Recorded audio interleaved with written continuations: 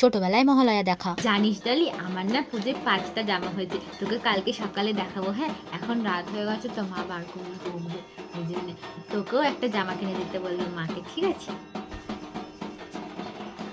কি রে মনা, তুই এখনো ঘুমাসনি? কটা বাজে জানিস? কালকে তুই মহালয়া দেখতে উঠবি না তো ভোরবেলা? হ্যাঁ, কালকে তো আমি মহালয়া দেখবো। আরে তাড়াতাড়ি না ঘুমালে তুই ভোরবেলা উঠবি কি করে? যা তাড়াতাড়ি ঘুমা।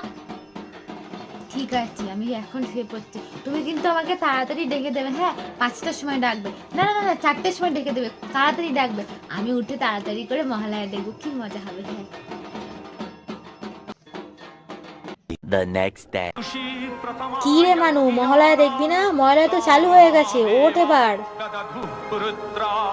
মহালয়া চালু হয়ে গেছে মা। সে ছন্ন করে পৃথিবী, তখনই আবির্ভাব ঘটে দুর্গতি নাশিনী দেবী দুর্গার। আর শেষ বড়বেলায় মহালয়া দেখা।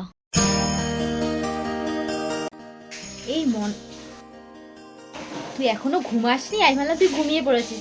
যাই হোক, যেটা বলার জন্য আসলাম, কাল তো মহালয়া, একটু ভোর ভোর উঠিস, বেলা 10টা অব্দি ঘুমিয়ে থাকিস না। কাল সকালবেলা উঠে কিন্তু মহালয়া দেখতে হবে।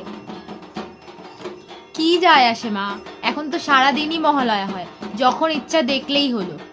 আর এখন মহালয়া দেখার জন্য ভোরবেলা ওঠার কি আছে? ভোর 5টার সময় মহালয়া হয়, বেলা 10টার সময় মহালয়া হয়, দুপুর 2টোর সময় মহালয়া হয়। তো মহালয়া দেখার জন্য 5টার সময় উঠে কি করব?